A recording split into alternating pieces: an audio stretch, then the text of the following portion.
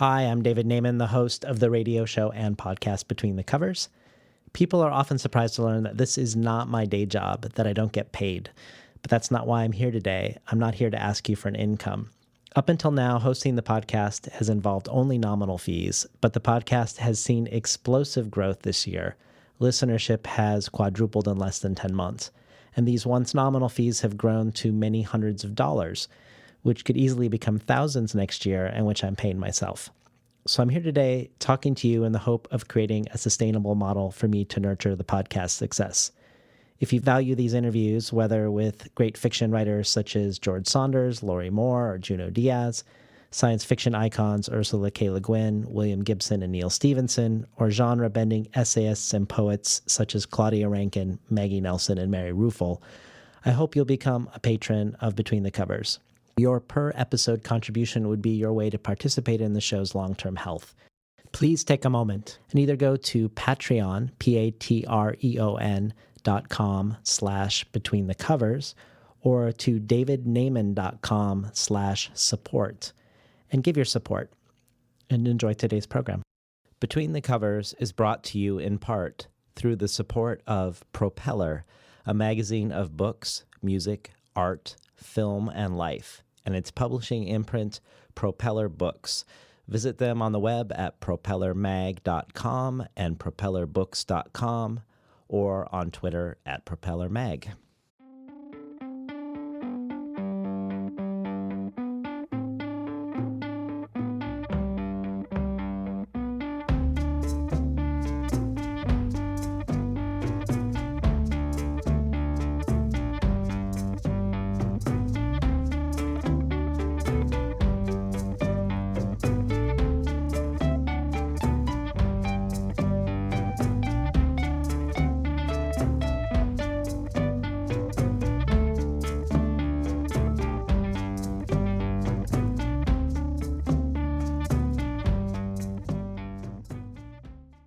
Good morning and welcome to Between the Covers. I'm David Naiman, your host.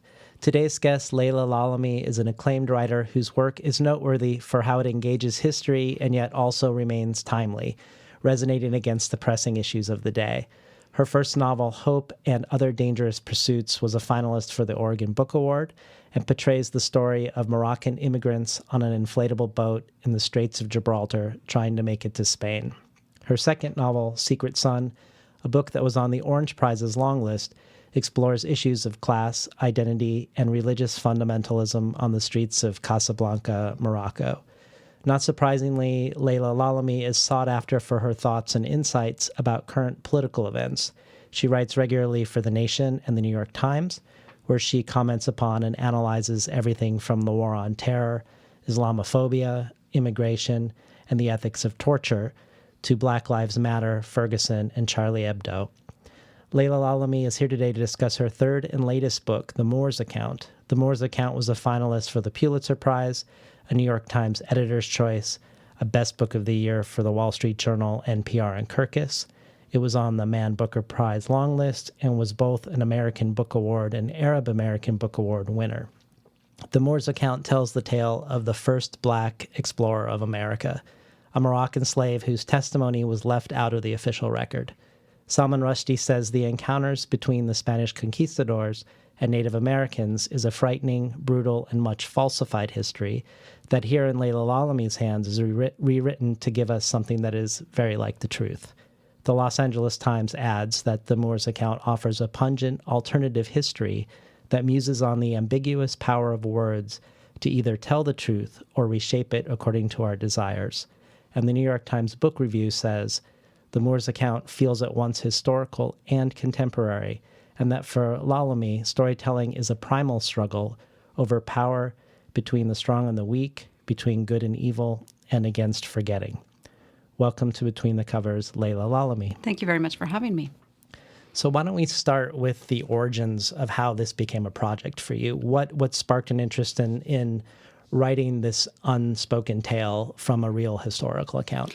Well, some years ago, about 6 or 7 years ago, I was reading a book about Moorish Spain, and I came across a very brief mention, no longer than 2 or 3 paragraphs, about a a Moroccan slave named Estebanico, who was said to be the first Black explorer of America.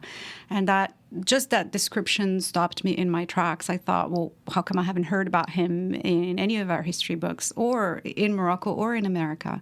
And so I decided to find out a bit more about him, which is how I came across Cabeza de Vaca's narrative of the Narváez expedition.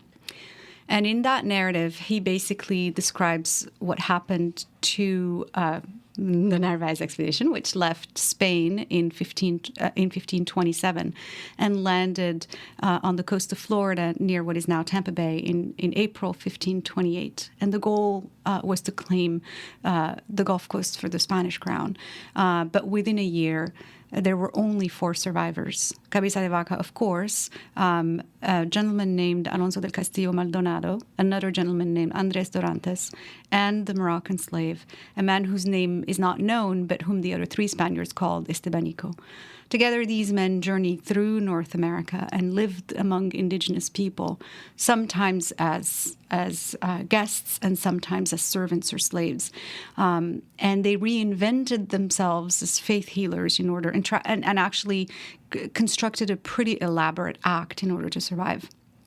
And then many years later were found and brought to Mexico City, where they were asked for their testimony about what happened, all except the slave, whose testimony was never recorded. And as I'm reading this book, I'm noticing all of the silences around, for example, indigenous people. None of them are mentioned by name except for one chief, no mention of any women whatsoever.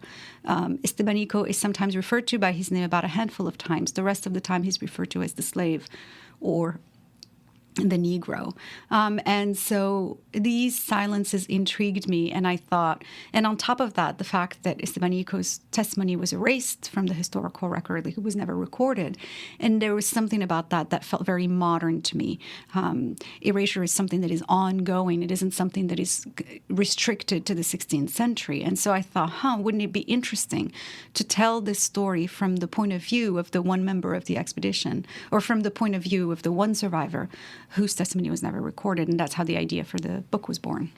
Well, right away as a reader, you notice the erasures. When you think to all of the references you have of these expeditions, paintings or other books, you often imagine, I think a lot of people often imagine that these boats are just full of white men. Mm-hmm, we don't think that there's actually slaves, people of color, women, settlers who are supposed to set up towns. Was that a surprise to you when you were reading the Cabeza de Vaca tale, or did you already have some inkling of that prior to reading those? To be perfectly honest, it wasn't something that I had given that much thought to. Spanish exploration of the Americas hadn't been a topic that had intrigued me as academically or personally. It really began with this book. And then I realized how much I had bought into the myth that these expeditions were peopled by white men. And then as I began to read not just Cabeza de Vaca's book, but other sources of the era, particularly this book which I highly recommend, called The Conquest of New Spain, I started to realize how much more complicated the story was. That in fact, yes, there were women, and there were women in that Narváez expedition. They were left behind once the men decided to journey inland to look for gold. But there were women, there were children, there were settlers. There were people who spoke different European languages. There were people from different parts of Africa. And together, all of these people were part of this expedition. And in a way, that's what, we like to think of the world right now as being this sort of, we talk about the era of globalization as being an era in which people are moving across borders much more easily than before. But really, even back then, these things were happening. And it's just that the history doesn't necessarily reflect it. Well, one of the ways you really wonderfully capture this sense of not seen by the Narváez expedition is when he lands and he gives his speech declaring the land for the King of Spain, and there really isn't an audience, but it doesn't really matter to him that there's no audience. It's just it matters to him that he's declaring it out loud as a sort of ritual to himself. Right. I mean, so this scene that you describe is when the expedition actually lands in Florida, and the Florida is then claimed formally for the Spanish crown by the reading of a document called De Requerimiento. And I remember when I came across it, I thought, this is unreal. It's just unreal that such a document was drafted and that its purpose was to inform the natives that they were now subjects of His Holy Imperial Majesty, and that any attempts at resistance would be met with violence. And not only that, but it would be their faults if any deaths occurred. And if they resisted, they would be enslaved. The purpose of that document, of course, is not for the natives to understand it. They don't speak Latin or even Castilian Spanish. The purpose is to protect these conquerors from any claims that what they are doing is wrong, whether legally or morally, because it's a document that sort of mixes both legality and religion. And it's just such a fascinating document. And so when I came across it, I thought I have to put this in the novel. And it's a way, it feels very much like a modern document. If you look at the torture memos that were drafted during the George W. Bush administration, their purpose was to protect Americans from any claim that what they were doing was actually immoral, that it was torture. All of these contortions around language are meant to protect the people that are unleashing this violence on others.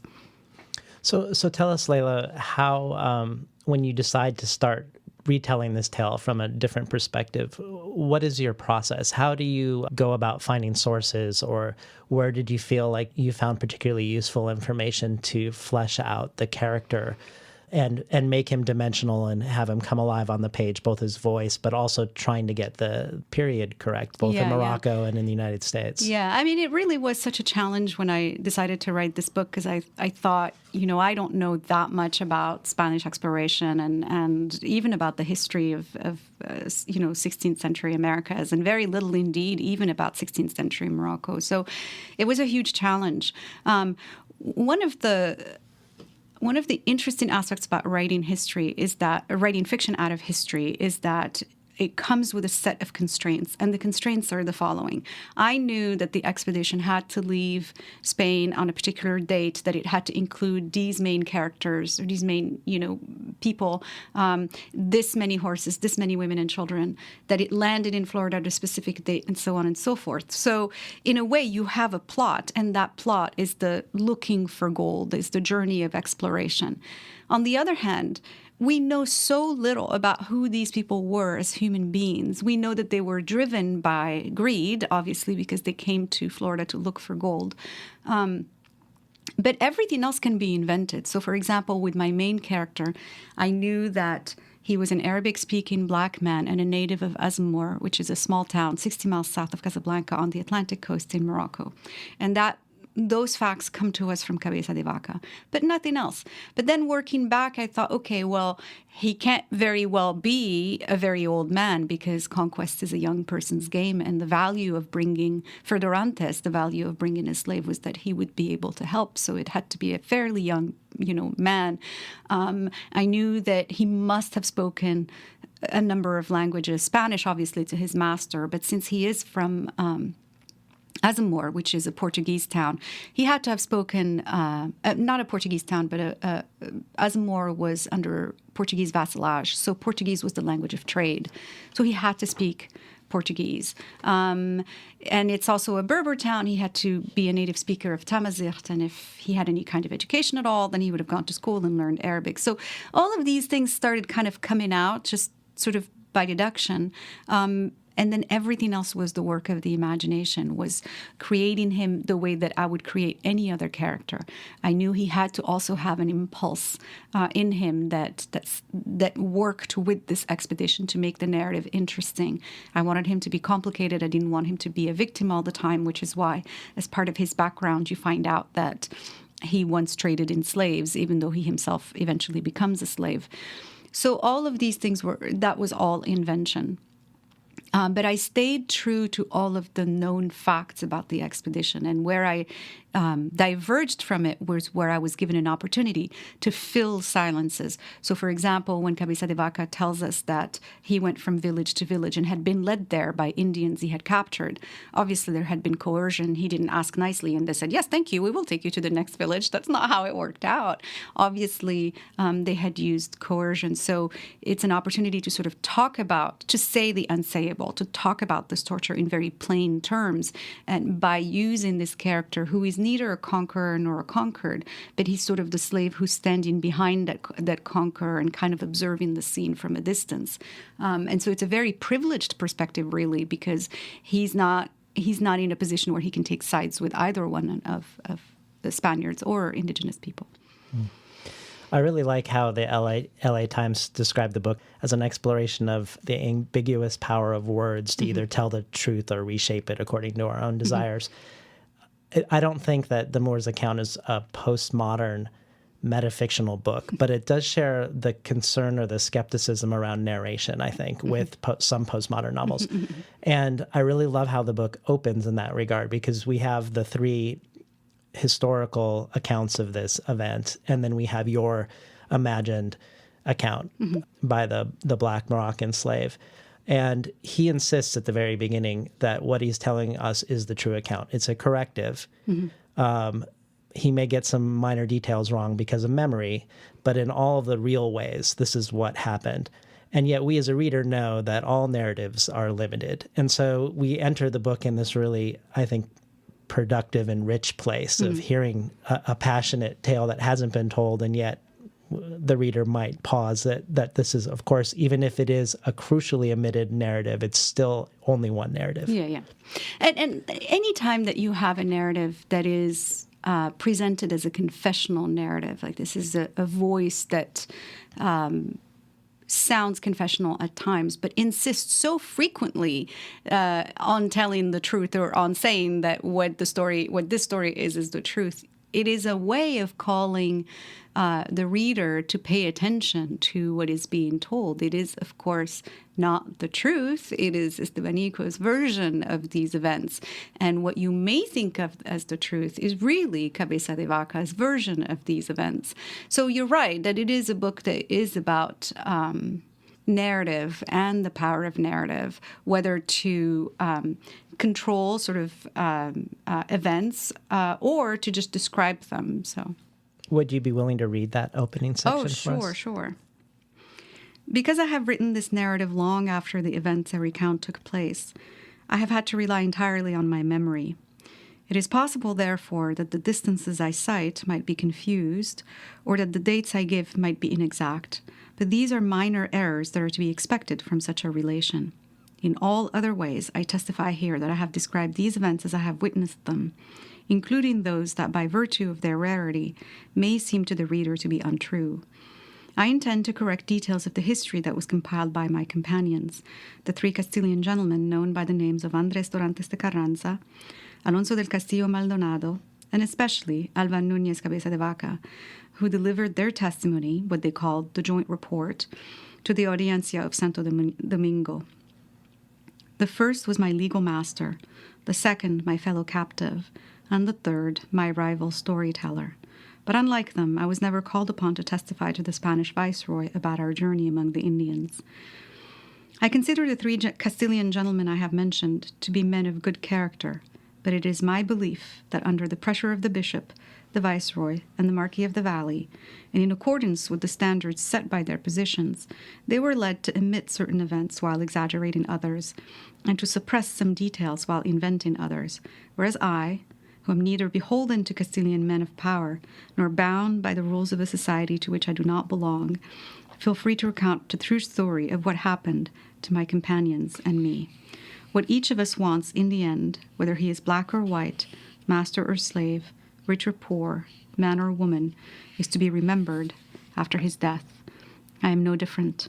I want to survive the eternity of darkness that awaits me. If, by a stroke of luck, this account should find its way to a suitable secretary, who would see fit to copy it down without any embellishments, save for those of calligraphy, or in the manner of the Turks and the Persians, colorful illumination, Then perhaps, someday, if that is to be the will of God, my countrymen will hear about my wondrous adventures and take from them what wise men should, truth in the guise of entertainment. You've been listening to Laila Lalami read from the Moor's account. We've talked about erasures and omissions, and here our narrator is suggesting there's also some exaggerations and some falsifications. Are there places that we think of in history now that those three official accounts are falsifying intentionally, or where they contradict each other and there is no sense of consensus around what happened? I mean, it really is interesting to me that the story of the Narváez expedition is considered to be accepted history, when all we have is Cabeza de Vaca's narrative of it, a narrative that was written for and dedicated to the king. I can't imagine a stronger agenda than writing a book for the ruler of the country, while at the same time petitioning that ruler for a license to govern Argentina, which is what Cabeza de Vaca was engaged in at the time that this book was published, that his book was published. So it's undeniable to me that he has that agenda, and yet that the narrative of these events, that's who we take to be accepted history. In that narrative, Narváez comes across as a terrible, terrible leader who made all kinds of terrible decisions. But Narváez wasn't around to defend himself. He died, in the middle of that expedition. So we don't really know, whether all of these terrible decisions were solely his fault or if there had been other factors. So, and this to me is what's interesting, that history, we are taught, is a set of facts. But it is more than that. History is a story, and story is malleable. And yes, you may have the same facts, but the story is going to be completely different. And because it is going to be a completely different story, it's going to involve a completely different language.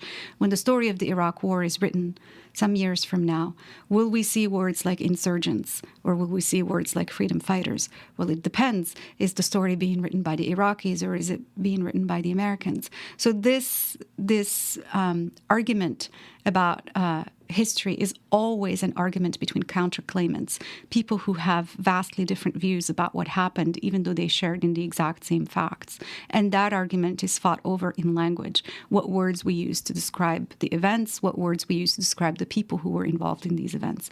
That was something that, when I started working on the book, I had a vague notion of that, but it was only through the sort of rewriting of that history that I really came to apprehend fully how malleable really history was. It wasn't something that I understood quite as well as I did after I finished writing the book. Recently, you wrote an article for the New York Times called "My Life as a Muslim in the Gray Zone." And the gray zone being the area where different faiths commingle and coexist. Mm-hmm. And you say in that article that it's no mistake that Muslims were targeted and killed in Paris mm-hmm. alongside Westerners because mm-hmm. ISIS wants to eliminate the gray zone. It wants to eliminate anybody who is commingling in this. And I felt like that the gray zone haunted the Moor's account too, and particularly the fact that you make this choice to include our narrator's childhood in Morocco, because this is all happening not long after the expulsion of Muslims and Jews from Spain. And so not shortly before this story, there was a gray zone. And it does feel like Spain has a similar, at the time, or agenda in this regard to ISIS, in the sense that, at least the rulers, Isabella and Ferdinand, they want to eliminate any commingling, essentially. Yeah, and that's what the Inquisitor. And actually, it's really an interesting point you're making, because at the time that Cabeza de Vaca's narrative was published, the Inquisition was still ongoing. Cabeza de Vaca was a married man. He could not very well write in his book that he had any kind of an encounter with any kind of a woman at all, even though he was gone for 10 years, or that would have led to questions about the Inquisition from the Inquisitor, but also questions about the sort of faith healing that they did with indigenous people. He takes great pains to tell us that all of the healing that they did was through the Virgin Mary, that they did the sign of the cross on people and prayed over them, and somehow these people miraculously got better.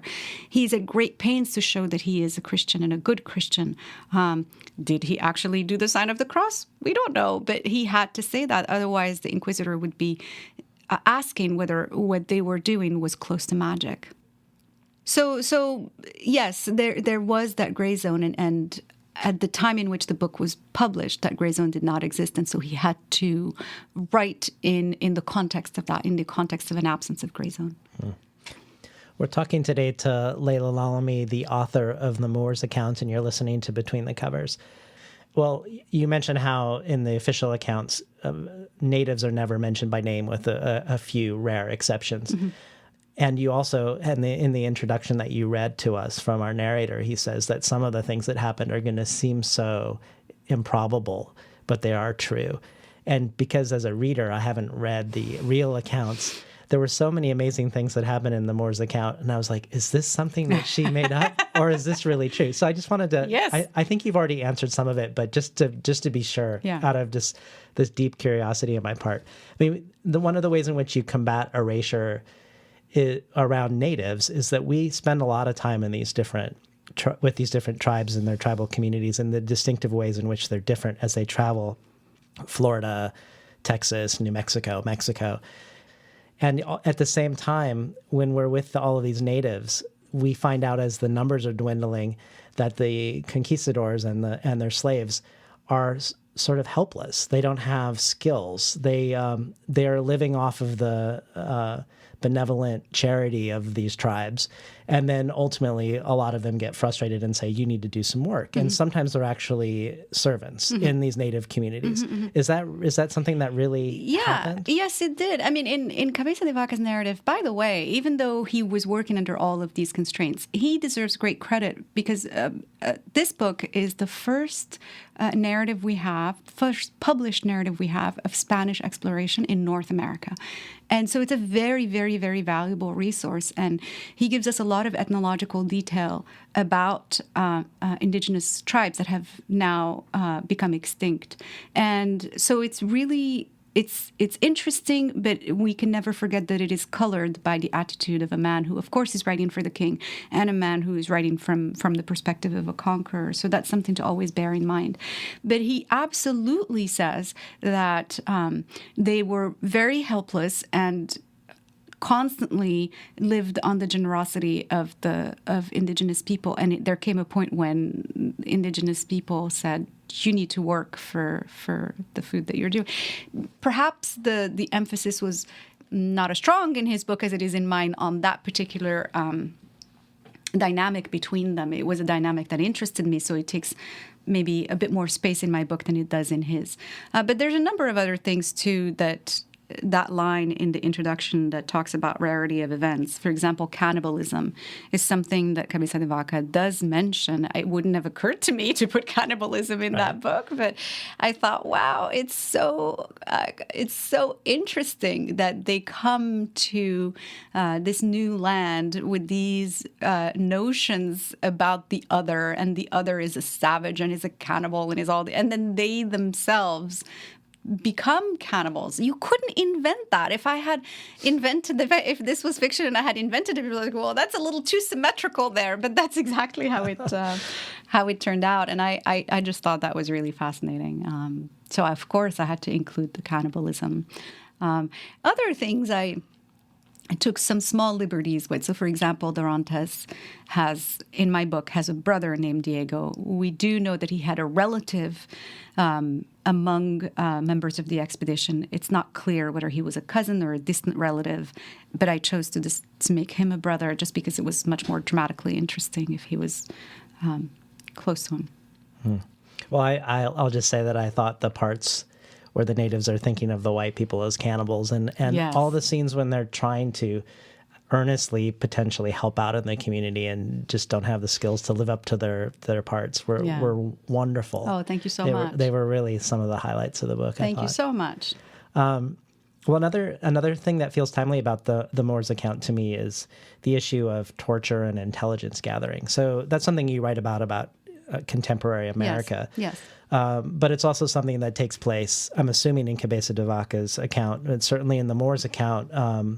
They're trying to find gold. They're having tons of issues around just basic communication based on the variety of languages they're encountering. And so they're getting answers through torture. Mm-hmm. Well, Cabeza de Vaca does not mention torture. He doesn't. No. He says things like, we came into the village, we captured 4 Indians, and they led us to the next village, things like that. So it's very much elided. Part of the reason he doesn't mention torture is because, as I said, he was trying to get a license to become governor of Argentina, and there was great concern at that time because of the incredibly horrible treatment of indigenous people in South America. There was new concern that maybe the empire needed to sort of become better at its treatment of natives. So talking openly about torture was probably ill-advised for somebody who wanted to get a new license. And so he doesn't mention it. But of course, in my book, as I said, I'm interested in writing about or saying sort of the unsayable. So they torture these Indians. And what happens when there's this torture is that the torturer is convinced that through pain, you're going to reach the truth. When, in fact, through pain, you're going to reach answers. Some may be truthful, some may not be truthful, but they're the answers that you seek. And that's dangerous. So because the Narváez is so convinced that there's more gold, he tortures the Indians until they tell him, yes, we do have more of this metal. There's more of it in this capital. And he, of course, becomes convinced that there's mines and there's vast amounts of gold, but there isn't. And it's interesting because even today we use torture to gather that intelligence and to launch wars and to do things like that when the evidence doesn't justify it. So to me, even though I was writing about what was happening between 1528 and 1536, in some sense, I felt like I was writing about the present moment. Well, and another way that the Moor's account is a corrective of sorts around silenced voices. We have a silenced Moroccan, silenced Muslim, a silenced black man, a silenced slave. And it's interesting to think about that sort of silence reverberating across the 500 years.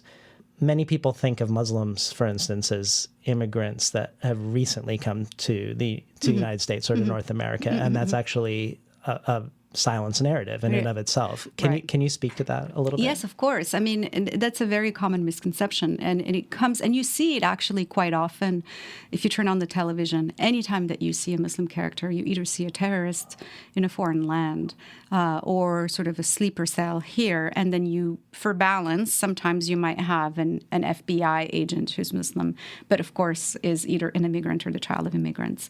When the reality is that Islam has been part of this nation's history since before it became a nation. Not just my character, Estebanico, but also all of the slaves that were brought to America during the transatlantic slave trade. As many as 20% of them were Muslims. So their faith was taken away from them because people were forcibly converted after they were captured. And that contributed to that erasure and that silencing. But they've been around, and they've always been a very small community. For all of everything that you hear about Islam in America today, the community is no bigger than 3 to 4 million people. So you're talking about 1% of America, and yet Americans are really obsessed with the presence of Islam in America. That's why you see all the rhetoric coming out of the GOP this year. But that rhetoric really is premised on ignorance about the nation's history and the role that Muslims have played in it, not just as slaves, but throughout its history. I mean, some of the greatest narratives we have, for example, of slavery have been written by Muslim slaves. And then you have, for example, so many contributions. Earlier today I was asked about book recommendations, and I was talking about Malcolm X and the autobiography of Malcolm X.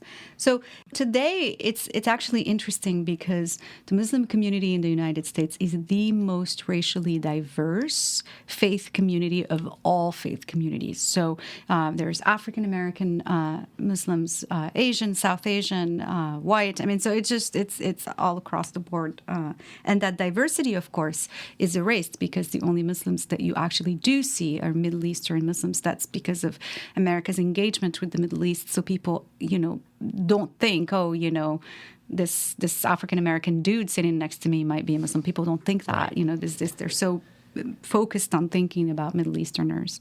Do you have a self-narrative about why you have this interest around silenced and erased voices, both in your literature and your journalism? That's interesting. I suppose it must come from some personal experience of it. I imagine of a feeling that my story didn't matter, or my perception or my words didn't matter. I mean, I certainly grew up in a place where writing, even though I grew up in a house full of books, my parents didn't think that writing was any kind of a serious occupation, and it was just something. It was a hobby for other people, and I had better get on with it and train in a useful field. So it might come from that, from the idea that writing and sort of voicing these concerns is not valuable, and so maybe everything has been premised on saying no to that and writing about it. Well, when we look at these four narratives, the one you wrote and the three that are part of the official record, and not coincidentally, the only narrative that isn't part of the official record being the African and Muslim one versus the Christian and European one, it also sort of resonates against some of the journalism you do today. For instance, engaging this demand that seems to happen whenever there's a terrorist attack that Muslims speak out against it, right, as if the subtext being, why aren't they speaking out against it when in fact they are speaking out against it? Right. And it's two things. One is this responsibility that somehow you have, that because some other person who happens to share the same faith as you has committed some terrible crime, and it's your duty to condemn them. And it's a responsibility that is not put upon Christians whenever, when that guy was blowing up Planned Parenthood in Colorado 3 months ago, or on white men, indeed, whenever there are mass shootings. But the other side of that, too, is it puts Muslims in a position where the only time you hear from them is in connection with terrorism and condemning terrorism. Nobody is going to put you on a show about, flower arrangements or supernovas or cooking or art or any of that and identify you as Muslim. At that point, you become whatever your name is, expert on this field is going to share with us these thoughts. But anytime anybody is officially identified as a Muslim in our media, it's usually in connection with a story about terrorism. And so it really helps to reinforce this connection between the two. We're talking today to Laila Lalami, the author of the Moor's account, and you're listening to Between the Covers. Another thing I learned from reading some of your essays was that the satanic verses, or the so-called satanic verses in the Quran that became notorious with Salman Rushdie's book, were also a form of erasure in a way. If we think about the way that originally they were reported by Muhammad, they were these pre-Islamic goddesses who had communicated with him, and then he took them out, and they became he reoriented himself to the information and took it out of the holy book. He took them out of the holy book in the sense that he took them out of the recitations that people were declaiming from the holy book. But in reality, the Quran itself was not collected as a document until long after his death, and that is something that most people don't know. Also, the Quran has come down to us through the centuries. Arabic was a language that is a language that can be written without vowels and indeed without any kind of diacritics. And so a dot can make a very big semantic difference between two words. So over the centuries, it is a document that now every copy that you buy is fully vocalized and has all of its diacritics. But for a long time, it was transmitted in manuscript form without all of those diacritics. And so people really had to rely on verbal memory of it. So it is a living document, notwithstanding what many people are trying to tell us otherwise. And so, yes, that's just part of that history of Quranic tradition. Yeah. And you write a lot about the silencing of Muslim women. How does the issue of gender, if at all, manifest in the Moor's account? I know it's mostly male characters in the book. So I was curious what sort of grappling you did with that, or not. Well, I mean, that is one of the erasures that you see in Cabeza de Vaca's book, as I mentioned, is the fact that no women are mentioned at all. So it was very important to me when I wrote the novel that women's voices be included. Now, of course, the main character is a man, and exploration is typically taken to be a very male narrative. You cannot, the hero's journey is sort of the prototypical male narrative. So the way I approached it was to look for opportunities to include women characters, obviously beginning with his mother, from whom he learns his love of storytelling, oral storytelling, which is how my grandmother, who was illiterate, that was how she told us stories. And then when he is enslaved and lives in Spain, he has this friendship with another slave in the same household who also is a woman and who's looking for her daughter. And then when he arrives in America, over time, he does start a relationship with an indigenous woman. So throughout the book, I try to include as much as possible women characters. The other thing, too, is that although I am asked all the time about torture and whether or not Cabeza de Vaca mentioned it, Cabeza de Vaca also does not mention rape. And yet in this book, I do talk about, or I do write scenes about rape as well. So wherever I had an opportunity to place these women in the middle of the action and to sort of write as truthfully as I can about what their experiences must have been like in a moment of conquest, then I took that opportunity. And can you touch briefly on your choice to write the Moor's account in English? I know English is your third language, I believe, after Arabic and French. Mm-hmm. What sort of process did you go through as a writer to land on English as the language to use? Well, this goes back to, it's just kind of a long story, but my earliest exposure to literature came from French. I went to a French grade school. And so I wrote, originally when I started writing at the age of 9, I wrote in French. And it's only after I went to college in Great Britain, that I started having to write research papers in English and expressing myself every day, 24 hours a day in English. And that ended up changing me in a way, because I ended up looking back at some of that earlier writing and noticing in it the presence of a sort of colonial gaze that made me somewhat uncomfortable. And then after that, I ended up doing a PhD at the University of Southern California, and I had to do all of these papers in English. And so I started writing nonfiction in English. And then from there, I decided to try my hand at writing fiction in English, and I haven't looked back. So in a way, it was getting out of the shadow of French, which was the colonial power at in least, Morocco. Yeah. Oh, that's interesting. Well, in light of Donald Trump's recent call to ban Muslims from the United States, you wrote an article in the Washington Post where you suggested a reading list for Americans who, on a whole, know very little about Islam, and that you hoped would complicate their impressions. Could you share some of your recommendations for our listeners in case they've read the Moor's account and they're like, well, what could be the next book? Well, I mentioned earlier the autobiography of Malcolm X, which I highly recommend. There's also a book called the autobiography, really, of Omar ibn Said, who was a slave who had been brought to America.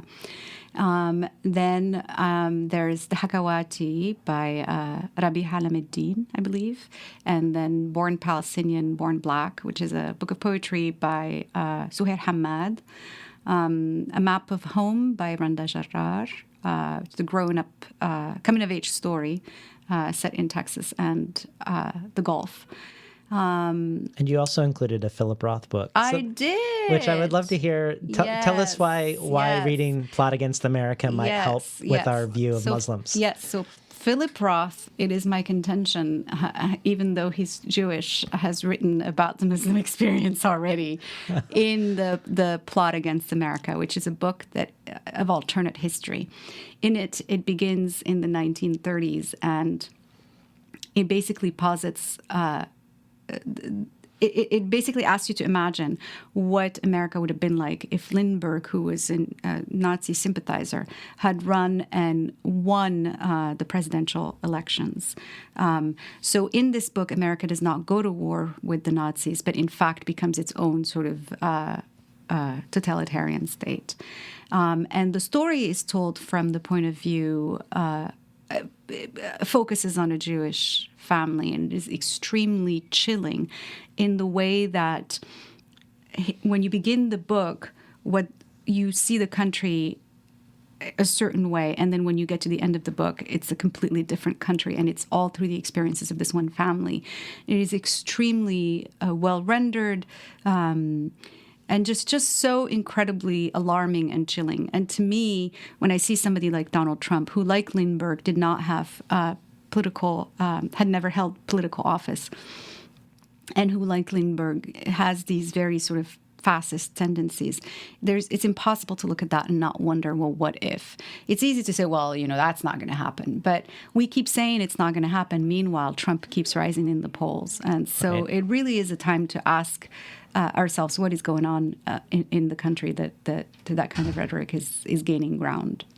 Well, I'm sure our listeners are as curious as I am on what your next project is. Are you working on something at the moment? I am. Unfortunately, I can't really talk about it. I find that talking about a project is the quickest way to kill it. So no. Yes. Can you do a little feint towards that direction for us, or is that? It will be in the third person. Okay. So that much I can tell you. All right. Possibly from more than one voice. So. Okay. Well, it was a pleasure having you on Between the Covers, Laila. Thank you very much for having me. We're talking today to Laila Lalami, the author of The Moor's Account. You've been listening to Between the Covers. I'm David Naiman, your host.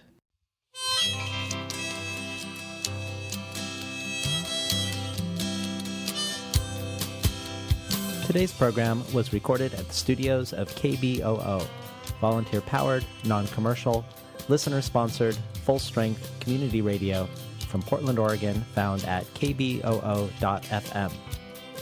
If you enjoyed today's program, consider supporting the show by going to patreon.com/betweenthecovers. And also while you're there, check out the growing archive of bonus material available. Thanks for listening.